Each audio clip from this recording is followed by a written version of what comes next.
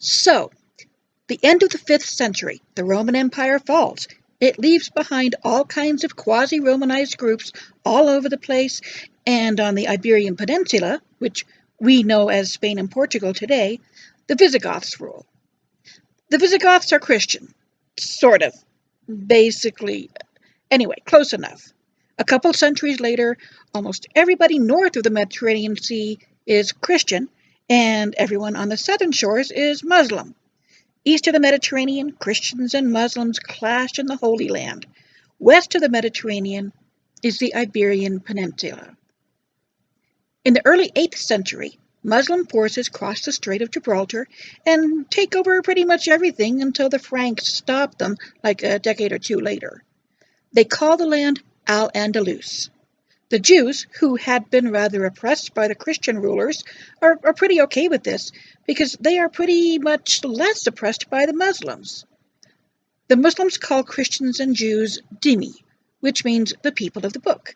They let the dhimmi practice their religions, they just tax them heavily for the privilege. Meanwhile, back on the eastern end of the Mediterranean, the Umayyads are happily ruling all of Islam from Damascus when, bam, the Abbasids massacre them. A young prince escapes to northern Africa to the Berbers, where his mother was born. They say, hey, you know, it would be cool if you created a new empire across the strait. So he and his supporters did, establishing a dynasty that ruled for centuries and turned Cordoba into a fantastic city with infrastructure and luxuries surpassing anything you'd see in Europe at the time. It was the ornament of the world, and the rest of Al-Andalus prospered and grew under their rule. Everything was great, basically, even though the Christian kingdoms in the north were really annoying, and there were a lot of uprisings and inner conflict and stuff. They even get powerful enough to declare themselves caliphate, rulers of all of Islam, instead of just some isolated emirate. Then, disaster. The caliph dies, and his son is only a young child who is easily manipulated by the vizier. The vizier seizes power, but it crumbles before he can establish a dynasty. Eventually, Al-Andalus dissolves into a bunch of independent Taifa states. Now, the Christian lands in the north have never been united, and now the Muslims aren't either. Everybody fights everybody, forming alliances between rulers of co-religionist kingdoms as well as those of different faiths. The Jews, as always, are stuck being oppressed by whomever happens to be in charge. Sometimes they're able to flourish. Sometimes they get massacred.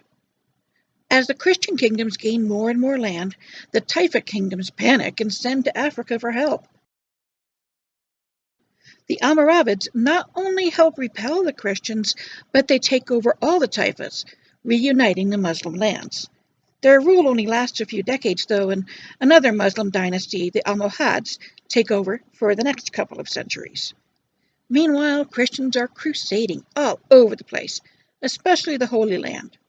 On the Iberian Peninsula, they eventually pushed back the Almohads to Granada, which becomes the token Muslim realm in a mostly Christian land. The Nasrid dynasty rules, but they have a bad habit of assassinating each other. They pretty much have to do whatever the Christian rulers tell them to. In 1492, the Christians themselves finally united and decide they absolutely have to have everything for themselves. They take over Granada and force all the Jews to convert or leave. They promise the Muslim citizens that they can stay, but eventually they break that promise. That's about 8 centuries of history, seriously condensed. The end. Specific details, such as names and dates, have been deliberately withheld, because this is a grossly oversimplified recount.